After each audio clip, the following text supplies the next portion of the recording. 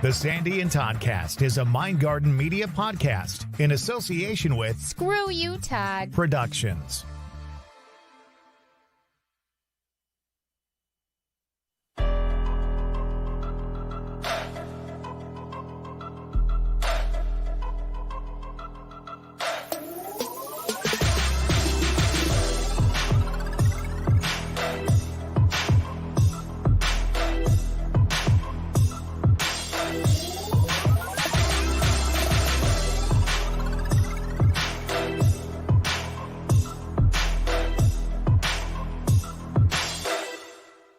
Twisted Tuesday is here. Twisted Tuesday is here. Hi, Todd.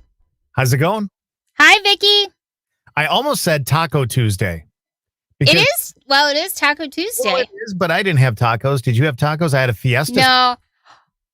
You had a fiesta chicken salad, and I had pop chips and salsa. Yes, that was my dinner. Like, it literally was. Let me tell you why that was my dinner. Okay, because, ladies and gentlemen, here she goes.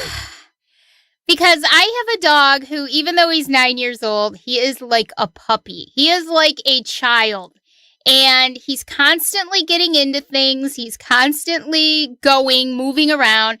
So I made the mistake of saying to Dave, hey, Dave, I had Spike out on the lead today. It's like a 50-foot lead in the backyard. And I said, I had him out on the lead and I was throwing the ball and he was chasing it. Let's take him outside for a few seconds and let's throw the ball to him a few times. And Dave's like, okay, so don't you know that the very first time we throw the ball, he tears his dew claw. Now, the dew claw is the one that's up here on their paw, and he tears it. So it's bleeding, and he's panting, he's in pain. So our vets are friends of ours, so we put a call into the vet and said, what should we do? So we put some cornstarch on him, and we, second attempt to get the gauze on his paw. And he's literally like this in the air, walking on three legs because he doesn't want the gauze to be on his paw. That's more important to him. So we finally got it to where he'll leave it on, and he finally calmed down, and he's feeling better now. He's doing better now. But we're going to take him in tomorrow. I have a feeling that Evan is going to have to clip the dew claw right off. Yeah. Yeah. So, but he's feeling better now. He's running around. He's already been playing with the cat and, doing stuff. So I think he's a little bit better. But that's why instead of having this nice little takeout dinner I had hoped to have tonight, instead I ate pop chips and salsa. Yeah. So in a weird way, Todd, it is Taco Tuesday. It's Salsa Tuesday. It is Salsa Tuesday. So, yeah. And you know what? One other thing I wanted to tell you guys, on Sunday, for Sunday Fun Day, we had Martin Jackson, yeah. Dean Jackson on the live cast to tell us his very, very disturbing story about the negative entity that was in his home. And he's a radio presenter over in the UK, and he is one of the nicest guys you could ever come across. And he was so kind. We've been having some issues with my sound. There was some buzzing going on. I could never hear it, but you could hear it. And even though I know it annoyed you, I still wanted it gone. And I guess everybody else could hear it. I wondered if you really believed me, but because you said, oh, yes, I hear it in his British accent. Yes. Then you were willing to have something done about it. Once Dean said it, I was like, okay, it really happened. But I couldn't hear it. I couldn't hear it at all because I don't want to get technical, but we have things that actually on my side would block that noise, but not for you. So that wonderful man, actually, I had Dave come up because you know that I am not the least bit technically able to do anything. I said it on the show that night. I'm probably a 5 when it comes to technical stuff. Dean is a 10. And you are a -6. Yes, exactly. I am definitely a -6.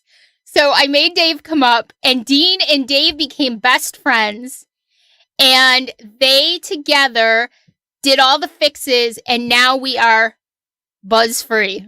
Yeah, we are buzz-free. So it was like 9 o'clock over in the UK, and this man is logging into my computer and setting things up and fixing things, and the two of them are on the phone, and we got it straightened around. So I cannot thank him enough for that. He is now part of the Sandy and Toddcast family, without a doubt. Love it. He's a good guy, and really glad that he is part of our little family now, because he's a wonderful spirit and does a lot of good things for a lot of people. So we surround ourselves with very, very good people. Yeah. Very good people. We really do. And that's part of what our mission here is to surround ourselves and surround everybody who we care about in sort of this really great circle of friends and positive energy. And that's kind of like a circle of white light. Yes, the circle of white light. Kind of. So, yeah, kind of. So tonight is Twisted Tuesday. We decided to bring the Twisted Tuesday back because a couple of weeks ago, Dennis Webster was on our Sunday Fun Day. That was an amazing interview. We want to get Dennis back. He'll be back with us. And because Dennis and I and Dave are the Fort Schuyler Paranormal Society, we do investigations together. Hi, Ashes. Thank you for joining us tonight. Because we are the Fort Schuyler Paranormal Society, we do investigations together. So I'm going to have Dennis come back every once in a while to talk about some of the investigations that we do. We actually have one Saturday night at a very old church dated back to the early 1800s, around 1820. And there is some activity that may not be so nice attached to this church. So it should be a very interesting night. So you've actually told me that you're a little worried about this one. I am a little bit worried, and usually I'm not. But I have been getting, I know this sounds crazy, although I hate to say that, but I have been getting some really weird vibes off of the thought of it. Nothing that would make me say, oh, I don't want to go investigate this place, but maybe something that's just sort of saying to me, be extra careful when you go in there. Be extra careful when you go in there. So the pre-time before you investigate is when you get a lot of messages about that investigation. You've had investigations where you've got names. You've had those dreams where you've got names before the investigation. You even saw the staircase. Yep. At one of the investigations. I saw a woman in a blue dress before one. And it turned out, right in the same spot that it turned out that the name that came to me during the investigation, they all sort of came together and filled in a story. So it happens to me a lot before the investigations. And so I'm starting. In this case, you're getting these things. I think you have to take them somewhat seriously. Yes. Yeah. I'm starting to learn that too. The more that it happens to me, the more that I'm starting to learn that I have to take it seriously. When you grow up not understanding that you have abilities, a lot of the time you A, think you're crazy, or B, think you're imagining things. And were you just agreeing that I thought I was crazy? Not at all. No, not at all. I was adjusting my neck a little bit because my shirt was a little tight around the collar. Whatever. I'm serious. But you do. No, but you do. You do. You think, maybe I'm crazy, but I'm starting to learn how to pay attention to myself and take it more seriously. I'm already getting a feeling of a male presence. Like I feel like there's going to be something having to do with a male, and it doesn't feel like a positive experience. So we'll have to see what happens. But I'm sure I'll fill everybody in on everything, and maybe we'll have Dennis back to do it with me in another week or so and see what happens. But a few weeks ago we had Dennis on, and we asked him the question, Dennis, what was your favorite book to write? Dennis is a very accomplished author. He writes a lot of local history. The thing that sets Dennis apart in these stories that he writes about is that Dennis goes to these places and investigates himself, which I love. It takes everything to the next level. But this one, the Old Main, or the Lunatic Asylum at Utica was one of its names. He never got to investigate because of the fact that it is closed to the public. Very rarely you can get in there and have a tour and just certain parts of it. But this book, I have a copy of it. I actually got it before I met Dennis. I had gone to a lot of his lectures and I bought the book and he signed it for me. It was so cute. I sent him a picture not too long ago. Look, Dennis, you autographed my book like 8 years ago. She's a stalker. I was too. I was because I'm just She's a history. I'm a history fanatic and I'm, a paranormal lover. So I just thought Dennis was the thing. And he is. He really is. So we sort of took our inspiration from Dennis and decided that we wanted to do a Twisted Tuesday on the Old Main. And it's quite an amazing place. So, Todd, do you want to play the audio first and then we can get into the actual story? Yeah, so this is the audio from the interview we did with Dennis a couple of weeks back. And I think Sandy right off the bat says, what's kind of like your favorite book? What's your favorite one that you've worked on? And This was his response. Do you have a favorite book that you've written? Definitely the Old Main book, and I'll tell you why. Because my mother was worked in the psychiatric industry as a nurse, and my mom's passed away, but she was a wonderful soul and a sweet human being, and she dedicated her life to helping people with mental illness. And I was just fascinated by that place. It's incredible. It was the first of its kind in the United States in that it opened in 1843 that used what was called moral treatment. So that I'm just fascinated by that, because up to that point, it was all about lunacy, like you were cursed by the moon, or you're possessed by the devil. It was the first time they called it the cult of curability, where science started coming into, analysis and things like phrenology. I can't even say that word, but the areas of the brain that at the time they thought had different emotions. Right. Well, probably that book, only because of my mother. I actually had an experience in there. I've told you about that. It's always been shrouded in such mystery.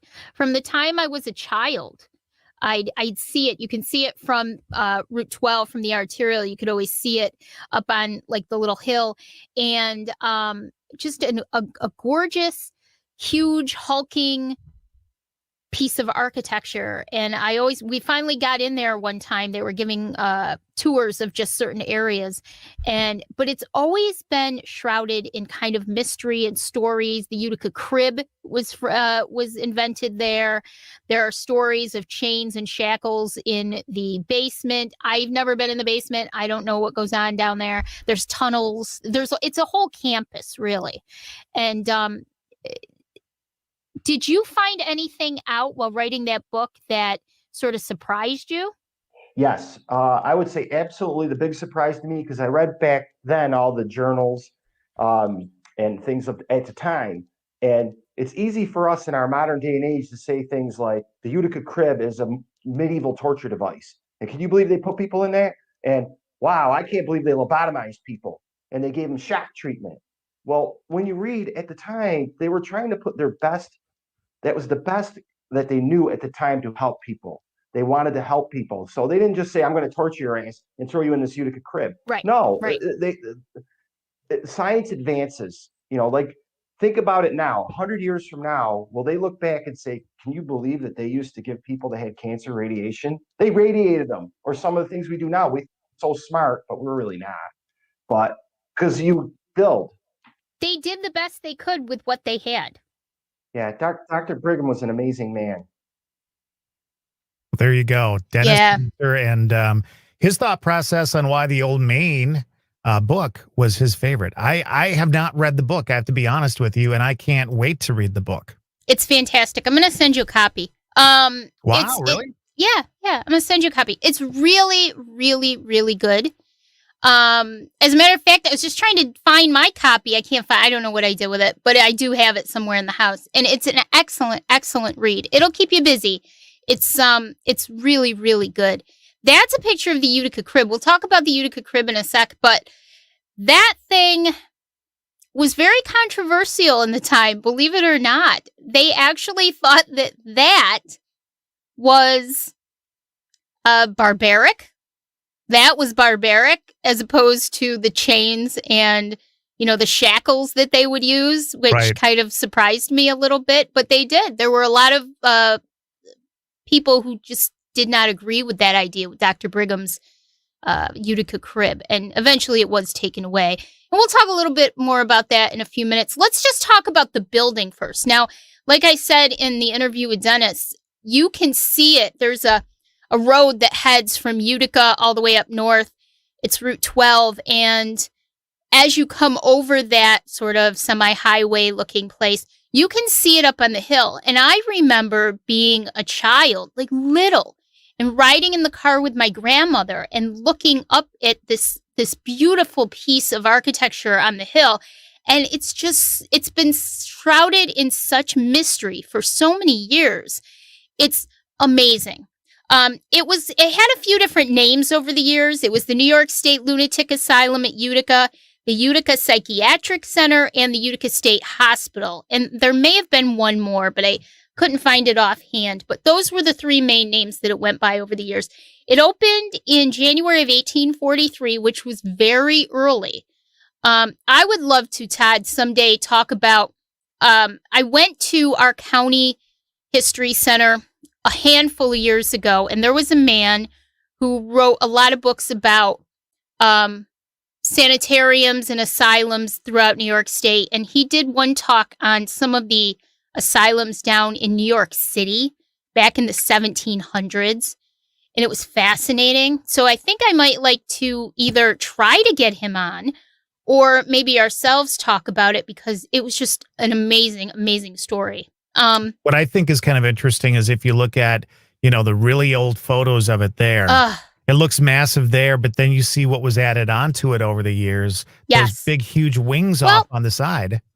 Originally, it was supposed to be 4 buildings. So it was supposed to be the main building there, then the 2 that came off, like you see, and then one going across. And there was supposed to be a courtyard in the middle, but they ran out of funding. And I don't quote me, but I want to say it cost about $100,000 to build that in the 1800s. Amazing. Yeah, it's unbelievable. And let's just talk a little bit about the architecture first. It's Greek Revival, and it was designed by a man named Captain William Clark. Its construction was funded by the state, and Utica residents actually contributed to the funds to have this hospital built. Like I said, it was originally supposed to be 4 different buildings, but now it's a complete campus. They were never able to quite finish the main building. It started right there. You see where the Greek columns are. That was the main one. It was 50 feet high, 550 feet long, and 50 feet deep. And it has the 6 massive Greek-style columns. Those are 48 feet tall and 8 feet in diameter. So I've actually been on those steps. And when you see those columns up close, it's massive. It's absolutely massive. It almost looks like there might be a little man standing there if you look really closely on the steps. Yes, I think so. And this hospital actually was open until the 1970s. Let me see if I can find that. Yeah, it was open until the 1977. The last patients were transferred to other care facilities and the hospital was closed. So that's quite a track record. Absolutely. It almost looks too, and because I'm into architecture and stuff, if you look at the very ends of those wings, it looks like there was some sort of structure off there that's no longer there now. So, well, there are more buildings. They're a little bit newer buildings, but they're still old on that campus. And there's the Center for Missing and Exploited Children has offices on the campus. There's some other buildings along there. Some of them are falling apart. Some are actually still being used. The Utica Hospital itself, Old Main itself, is being used to house New York State medical records, I think it is. So they're still using the building? They're using it just as almost like a vault to keep the records. Nobody really goes in there, does anything in there per se, but they are using it. It was, let me see if I can, I know I'm skipping ahead, but I want you guys to understand that. Yes, it was declared a National Historic Landmark in 1989. And I think the Landmark Society of Utica is the group that has been trying to restore it. They're the ones that very rarely do help to facilitate tours in there. Now, you can't really tour much of it. You can tour the main section and one of the wings. They've started to restore one of the wings. And I'll tell you guys all about the tour because not many people really have had a chance to be in there. I was very fortunate. When we got there, the line was literally the entire length of that driveway out to the street and wrapped around down the street. That's how many people were waiting in line to get in there. It was crazy. I mean, that's how popular this building is. If you're lucky enough to get in there, definitely take the tour. So let's just go back a little bit. Now, opened in 1843, the wings on either side of the main section were added in 1846 and 1850 because they were just taking on more and more patients. And I thought this was interesting. And this is a quote. The accommodations were listed as 380 single rooms for patients, 24 for their attendants, 20 dormitories each, accommodating 5 to 12 persons, so shared rooms, 16 parlors or day rooms, 12 dining rooms, 24 bathing rooms, 24 closets, and 24 water closets or bathrooms. Now, was that the main building itself? That was the main building itself. And that's how quickly that ran out that, 4 years later, they had to start adding the wings. But of course, remember in those days, it didn't take much to get thrown into one of those places. No, not at all. If you were even simply as somewhat crazy as my co-host, they would drag your ass away and lock you up. I mean, that's the way it worked. It's true. We joke about it, but people suffering from mild depression, you joke about it. You write down, every month you write down on the calendar when I'm due, but women with PMS actually were thrown into insane asylums because they were thought to be insane because they had PMS. It was a totally different time. It was a time where there wasn't as much knowledge as we have today. And so Dennis was right. They really did do the best that they could with what they were given, with what they understood. We can look back on it now and say, oh my God, it was so inhumane and it was so barbaric. But then they were actually doing the best things that they could for their patients. And Dr. Brigham, his name was, I love his name, Amariah Brigham. He was the hospital's first director. And the hospital itself was a prototype in the country's efforts to provide mental health care in an institutional setting. So it was one of the very, very first in the country. And again, while their methods may seem cruel today, they were really trying to do the best that they could for their patients, especially Dr. Brigham. He really believed that putting patients to work and keeping them busy was really essential to helping to treat their mental illness. So there was gardening, there were crafts, needlework, carpentry. They even had a yearly fair where the residents could sell their crafts and people would buy them. The first one that they ever had raised over $244, which back in the 1840s was quite a bit of money. It helped them to build a library and do some other stuff as well. They also had a newspaper. It was called the Opal, and the residents ran the newspaper. It had stories and puzzles and all kinds of things back then for the residents themselves. So Dr. Brigham really believed that if you teach people a craft, if you teach them to stay busy, that it will help them mentally, which really, if you think about it, what do the experts tell us today? Go outside, get fresh air, get exercise. It'll help you feel better. So he was really a man that was, pretty ahead of his time in his thinking.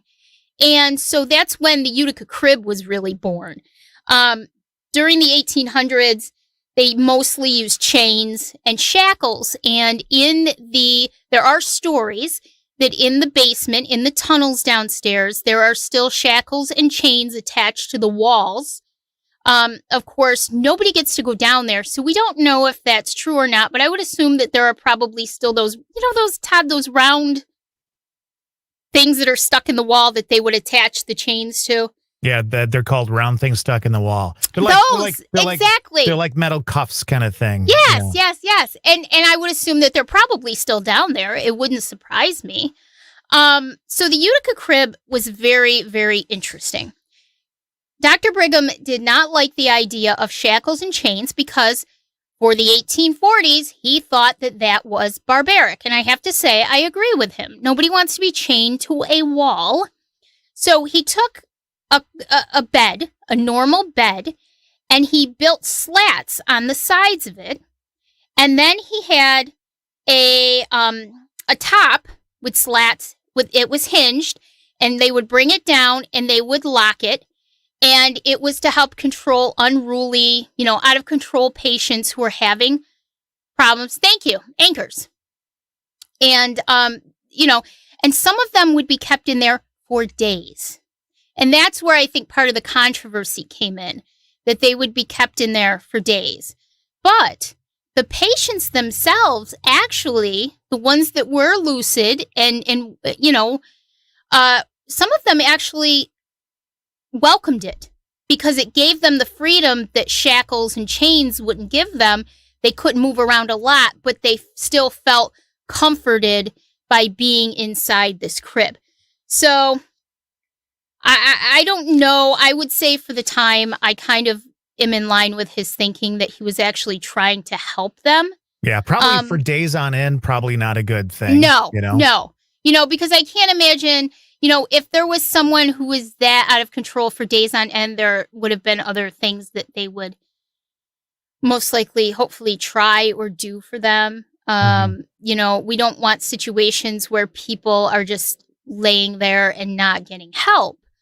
But I think as a way to help control them, I think it was probably a good idea at the time. But by 1887, all of the Utica cribs were removed from the asylum. Cool. So, yeah, they had moved on, I think, far enough where they had found new methods for treating them. Dr. Brigham, I would say Dr. Brigham was a pretty cool guy. He really looked at the humanity instead of just counting them as numbers, the patients as numbers. And he really looked at how humanely they should be treated. Maybe it wasn't all correct, but again, for that time, like Dennis made a great point. We shoot people with radiation who have cancer, but who's going to look, 100 years from now and say, what is wrong with those people? They shot radiation into other people. Science evolves. So they did the best with what they had at the time. I want to share a couple of photos that I think are just flippin' stunning. I love architecture and I love history of old buildings and stuff like that. And we've seen the outside of this facility, but some of the pictures on the inside are absolutely unbelievable. Now, obviously, that's seen better days, but that's a gorgeous photo. Now, those that's in one of the wings, and they are trying to restore as much as they can. It's mostly the center part that they've been working on. It's a very slow process. It's a lot like the Rucker Mansion in Utica. It's such a slow process, but they are working on it. Now, those rooms were individual patient rooms. I actually stood inside some. They were actually, believe it or not, they were fairly roomy considering what you're talking about here. They were pretty roomy, and they're tall. They're extremely tall rooms. Well, you can tell just by looking at this too. I mean, you can see how high the ceilings are in these. Yes. In this looks like some sort of parlor or something like that, possibly. That was the room. I believe that was the room where I had my experience in, and I'll tell you guys about that in just a few minutes too. Okay. But and that's a great picture because that just shows you how immense these wings are, and that's just one floor. That's one wing, one floor. Right. And you see how tall the doors are. I mean, they did believe in letting in a lot of light. And, as much as they could for the time. And I believe I heard the guides say that they did keep the doors open whenever possible. So it really was not the horrible House of Horrors for the most part that you would think. This obviously looks like a little bit more of an updated photo. It's a little grainy, so it's hard to tell. Is that part of the area that's been upgraded? Yes, I think it is. It's one of the wings. We were allowed, when we took the tour, like I said, there were hundreds and hundreds of people standing in line for this tour. It was probably, I would say, maybe 2010. And all I ever wanted to do since I was a child was get inside that building. Now I kind of understand why I did. But at the time, I didn't know why. I just was fixated on getting inside the building. So I didn't care how long I had to stand. We got there like 2 hours early, and we were still about 300 people back. And when you're standing there, when you're standing in front of it and you're looking at it, I cannot describe to you how imposing it is. It's absolutely gorgeous. And it's such a shame that for the longest time it was allowed to fall into ruin the way it was. And I have to say, the Landmark Society of Utica, if you can support them, they do amazing, amazing work. And they're just wonderful, wonderful people. And they've been really trying hard to restore it, at least somewhat, to its glory. I think a lot of historic buildings in any shape, in any, I guess, realm, whether it's, things like this where it's a mental health institute or an old hospital or, old courthouses, all that kind of stuff, they go out of favor because they're not as fancy, heating and cooling and blah, blah, blah. And so a lot of them go away. And so if you have the opportunity to save some of these buildings and talk about the history of them, I think that's very, very important. We're actually discussing the book Old Main, New York State Lunatic Asylum at Utica, New York, from Dennis Webster, one of our previous guests on the show. And we're getting kind of an inside look at the actual Old Main building, the facility. Just an absolute gorgeous building. And so when you first walk in those big doors, there's sort of like a big, like a main room.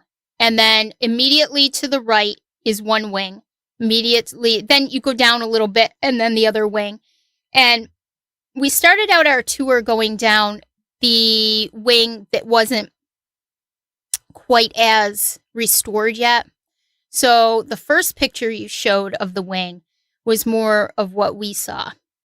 And it was just astonishing how big it is. And there are some parts of the building, unfortunately, that are dangerous, so you can't go in there.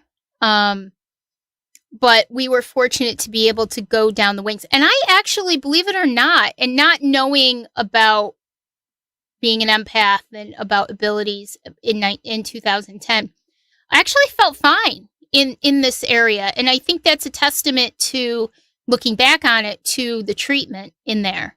I think the fact that they did try to involve their patients in everyday normal things, and they did try to treat them humanely, actually was a very good, left good energy in those sections of the building. I want to point out how thick those walls are.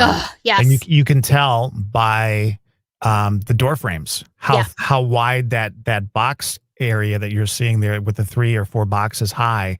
That's how thick the walls were in this. So they're probably, I'm going to guess just by looking at it, like maybe 2 feet thick.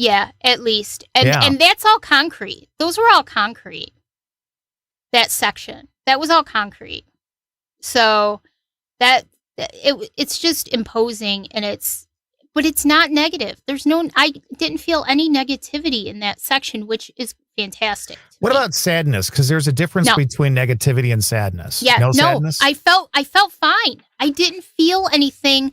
Now I can look back and be like, here's what I felt and here's what I didn't feel, and this is why. And I just never came away with any. I was actually fine, just being a normal tour person throughout that wing. Right. I didn't have any issues. I didn't know. Now, by that time, I had already had the the experience in the Holocaust Museum in Washington, D.C.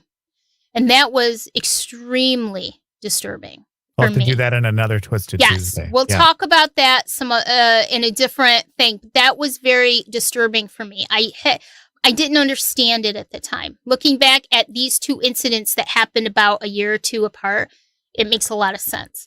Walking down that hallway was just fine. There was no sadness. There was nothing. However, we got back out of the wing, and that yellow room that you put up, I believe that was the one. I said, "Oh, Dave, what's going on in here?" And we walked into the room, and as soon as I walked over the threshold, I felt like I got punched in the chest. And I started to feel like it was very hard to breathe. And when you looked around the room, there were all these paintings in the room.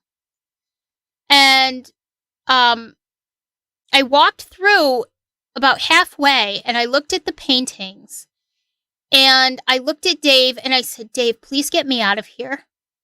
And he looked at me like he didn't understand what I said, "Please get me out of here now." So he took my hand and he led me out. And as soon as we got out, I started to feel better. Now, what I did find out after the fact was that those were paintings done by actual patients before the hospital was closed in the 70s. They still had paintings from patients, and they were on display in there. I must have been picking up, I look at it now, and I must have picked up on all of their emotions as soon as I walked into that room. Sadness, anger, and that, to me, that must have been what that pressure was on my chest. It's like all of those emotions coming at me at once. Sure. And especially for someone who wasn't expecting that. Now I can walk into a room and sort of be, I guess, prepared. But back then I couldn't. And it was a really moving experience for me. That's when I started to think maybe there's something weird going on, but I didn't know enough about it to actually say, "Oh, that's what it is." I just couldn't figure out why it happened. But it was very, very scary to me. And as soon as I walked out, I was okay. But they had some beautiful furniture in the main section, and they were doing such a good job with it. That Yeah, I mean, was just that room itself. I mean, gorgeous. Wow, beautiful job with it. My assumption is that is probably maybe one of the top administrators' offices. You see the bookshelves. It could have been the library. It also could have been the library. But my thought is it was probably maybe an administrator kind of high up.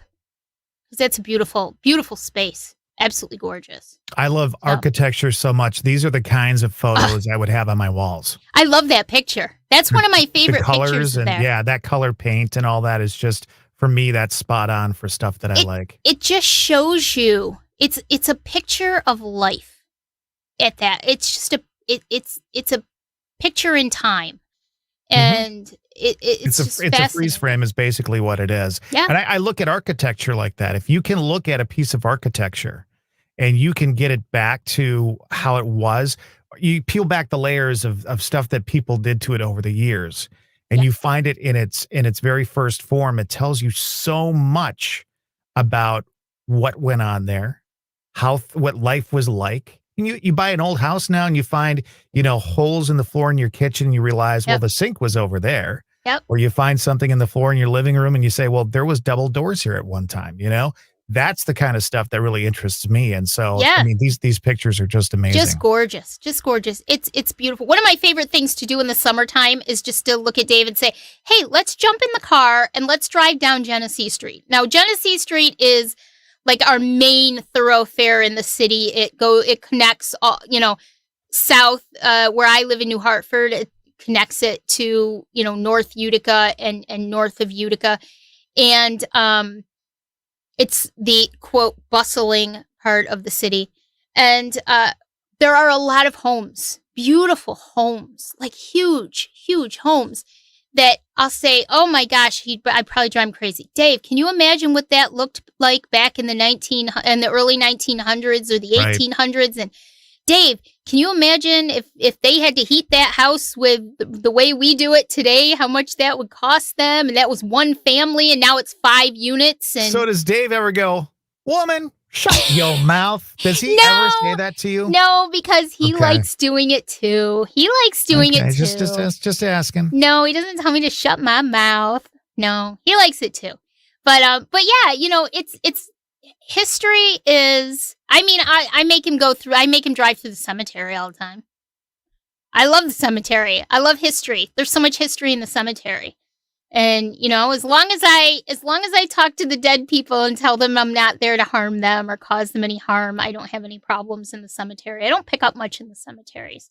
But I love them. I love the history that you can find in a cemetery. I can't wait till we come to Wisconsin because you're taking us to a lot of cemeteries. We're going to a lot of cemeteries. Are we?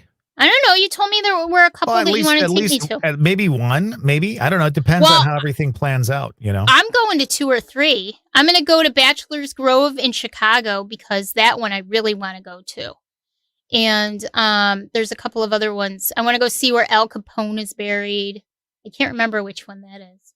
And that's all stuff I'm just not sure that it would even interest me in any way, shape, or form.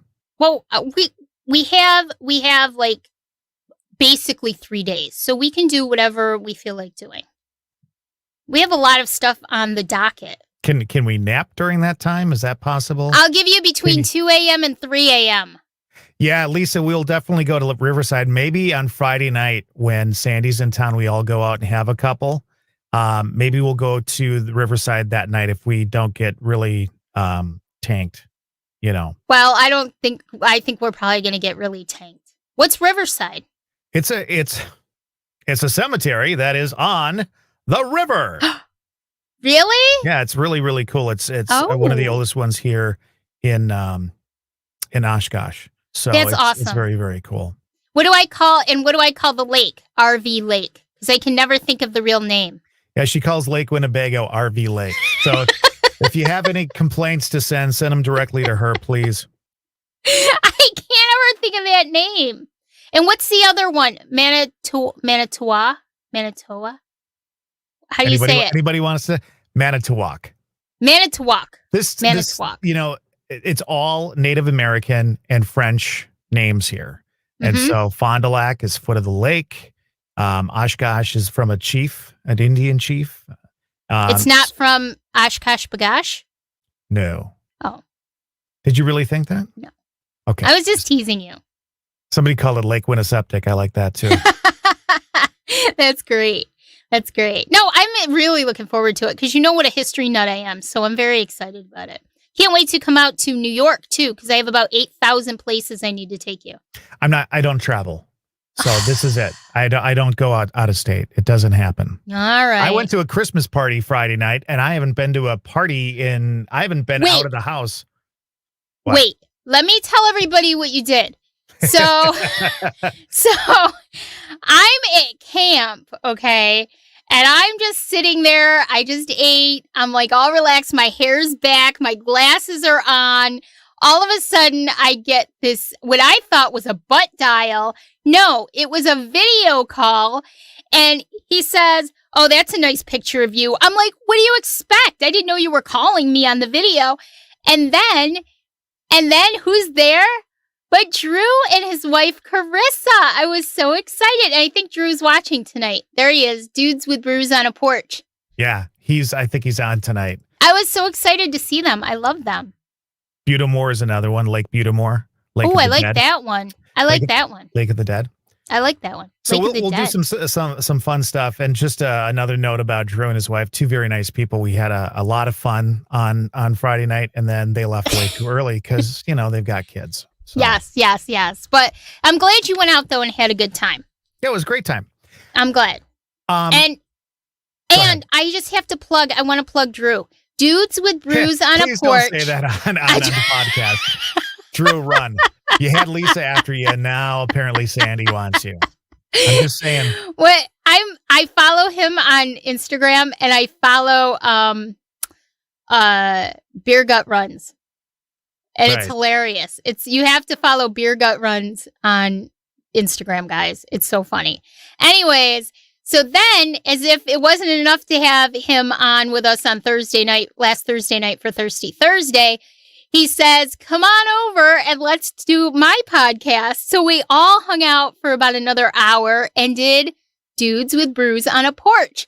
So make sure that you follow that podcast, Drew, and it's up. Our episode is up, and you can find it on Twitter and all over the place. We've shared it on our Facebook, right? We've shared. Pretty sure we did. Yes. Yes. We will do that. If not, you should listen to it because everybody else gets. I know Drew was pretty drunk by the end, don't you think? I was buzzed beyond belief. I couldn't even remember stories. I couldn't remember what the girl's name was that I said out loud. I remembered it 10 minutes later and just yelled the name out. I don't even know. Yeah, you were drunk too. I wasn't drunk. She's a loud I was drunk. a little bit. As we kind of wrap up this Twisted Tuesday, two things. Anything else you want to mention about Old Main at all? Just that it's such a beautiful piece of history, and I really recommend Dennis's book because he takes every piece of history and makes it something that isn't boring. He makes it something, because a lot of people think history is boring. It's not. It's fascinating. We learn from history. And Dennis, you can find this book on Amazon. If you're local to me in Central New York, you can find it at most of the historical societies in Central New York. And just check it out online on Amazon and Barnes & Noble. I know he said that. And read the book. It's fascinating. It's so fascinating. And he writes it in a way that is easy to follow, easy to understand, and will just make you feel for the way things were back in those days. Very good. Before we wrap things up, there's been a guy that I've been trying to get on the podcast for quite some time who is somebody that was on the latest version of Ghost Hunters a couple of years ago. Yes. His name is Brandon Elvis, and not Elvis, but Elvis. Elvis. And the reason why I wanted to bring this up is because one of the things that we feel really strong about is when you investigate, when you're getting into this and you're talking about these things and you're walking through these buildings and whatever you're doing, there's got to be a sense of respect. Yes. And I'm guilty. There are a couple shows that are really about paranormal and fun. And I like having a good time at an investigation as well. But he had a couple of posts on Twitter, and I just want to quickly read them because I think it kind of sums up how we kind of feel about things. And what he said was, belief in the paranormal goes way beyond spirit boxes, LSS cameras, and television. Throughout history, societies have lived their life on the prospect of an afterlife. Trying to make yourself known by posting videos online of these methods won't change anything. Life, culture, and respect should be key in all research. There's no reason to spin or sensationalize the stories of those that came and died before us. These were people. They had families and lives. Never forget that. And again, sometimes you can get caught up in the moment when something happens that you weren't expecting, and you may react a certain way that you wish you wouldn't have. There is a rush that comes from being at an investigation. Sometimes it's the energy in the room. Sometimes it's the energy of the group you're with. Sometimes it's just the excitement of, again, being able to do this and being able to go out and visit these places. But you have to walk away from each situation and realize you are probably communicating with someone's mother, someone's father, daughter, sister. It doesn't matter. These were, unless you're talking about something that was not human, then that's something else. But these were actual people, and their energy is still human energy. So, just that respect is really, really important. And that's why in this group, and I give Sandy a lot of hell. I understand that. I give Drew a lot of hell. It's really out of love. And we do give each other hell back and forth. But this podcast, this whole community is really about having respect for one another. And there's no reason on this podcast ever, if you tell us, share your story, to say, you're going to think I'm crazy, but we should have t-shirts made with that on. I know. You're going to think I'm crazy, but fill in the blank. I can guarantee you everybody here who's had an experience, when they tell their stories, the first thing they say is, you're going to think I'm crazy, but boom, we don't think you're crazy. Okay. We might try and point out some other things that you may have experienced that were something else, but we're here to listen. We're here to learn. We're here to nurture each other to continue to grow and do these things. So I just wanted to point that out. I just thought it was so poignant that he posted that. And I've been begging him, please come on the show and talk about that. And he's also very specific about certain equipment. And I would like to talk more about that on the show too, and get him on, Hopefully we can get him on. And I think the way what you said was beautiful, and it was very true. Of course, because I speak so well, just like I'm from the UK. Well, you speak from the heart, and that's what it's all about. And I speak from the loins. I kind of see paranormal investigation. There are two main types of people. There are the people who are going there because it's fun, and it's my hobby. And then there are people who really, truly want to help others. They truly want to try to understand. Maybe they're people like myself who can feel something extra. Might be trying to figure out a little bit about themselves by going to these places, right? Exactly. Yeah. I have learned so much about myself, Todd. I have learned so much about myself, and I'm still learning. And yes, in the heat of the moment, I'll tell you what, it's exciting when something happens and you get excited because that's validation. And it's exciting. But these are people that once existed, and these are people with thoughts and feelings. I had a conversation with a woman and I felt her guilt. She's gone. She's gone from this earth. And I felt her guilt from the afterlife and her sorrow from the afterlife. That's an incredible thing. And we need to treat that with respect. And so this is what we're about. We respect you, and we respect your stories, and we just want to help you be able to tell your story, and you're not crazy. Well, you're not, but Sandy is. Okay, so now tomorrow night is a Woo Woo Wednesday. Yeah. Zeke Harris is with us from St. Louis. He's going to tell us about his life as a card reader, intuitive, Wiccan, all that kind of stuff. We're going to go deeper. We're going to go deeper than we've ever gone on the program. Oh my gosh. I'll say Zeke is a character. Zeke is a character. And I love how he says he's been practicing witch for 14 years. This is going to be crazy. It'll be crazy. And I love it. I'm going to put out a message to him to make sure and wear clothes tomorrow. Yes. Okay. Well, no pants check tomorrow. We're not going to do a pants check. So we'll have that tomorrow night for a Woo Woo Wednesday. We hope you join us and get your cards read and all that kind of stuff. It's going to be great. So, my mom, before we go, I just have to tell you, I took my mom today. I got my hair cut today, and I took my mom to get hers cut. And she gets in the car, and she's got this box that she got at Five Below.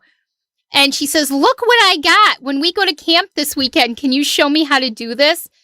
She got a box at Five Below with tarot cards and a tarot book. She wants to learn how to read tarot. I said, okay, I'll teach you. And so I'm going to be teaching my mom how to do tarot this weekend. Should be interesting. One last thing I want to mention before we're out of here. We've had some comments tonight from people on Facebook, and it just comes up at as Facebook user, like that one there that says starts at 8. Mm-hmm. And the answer is yes, it does start at 8 o'clock Eastern, 7 o'clock Central tomorrow night. Some notes that you want to know is that if you're watching on a couple of platforms, including our Facebook group, not our page, but our group, okay, you need to go to this. Go to StreamYard.com/Facebook. StreamYard will ask to access your Facebook name and picture. You have to approve that in a group. You don't have to do it on our main page. Right. But you do have to do it in a group. And they don't get your information, so don't worry. They don't get any information about you. They're just using your public picture and your profile name so that we know that it's you. That's all. Nothing. You're not giving any information. Nope. And if you don't feel comfortable with that, you don't have to do it. We'll still put on the Facebook users and Yes, stuff like that. yes. So. Well, Todd, can they go to our regular page if they don't want to do that? They can go to our regular Sandy and Toddcast page, and you can comment from there, and it'll work. Absolutely. Yep. Okay. That's how it works. I think that's going to wrap it up. Anything else that you want to promote? What's coming up Sunday? What's the podcast this week? Sunday Fun Day. I'm not sure what. This Sunday our audio cast is. I'm so I didn't go to bed till 3:00 this morning. I'm running on fumes right now. No, it's our interview with Dean Jackson from last Sunday. We're going to post that this Sunday on our audio cast. So if you missed it or you don't have time to watch the video, you want to listen to it in the car on the way to work. That will be dropping this Sunday afternoon. She sounds so hip when she says it's dropping. I know. Isn't that great? I'm just so cool. Thanks for checking us out. Make sure and like us, leave reviews and all that. I don't know. Leave a review. If everybody watching us would leave one review, make it nice on our page. Make it really nice because you love us. It would make our week. Stop laughing at me. We love you all. Have a great night, everybody. Bye bye. Bye bye.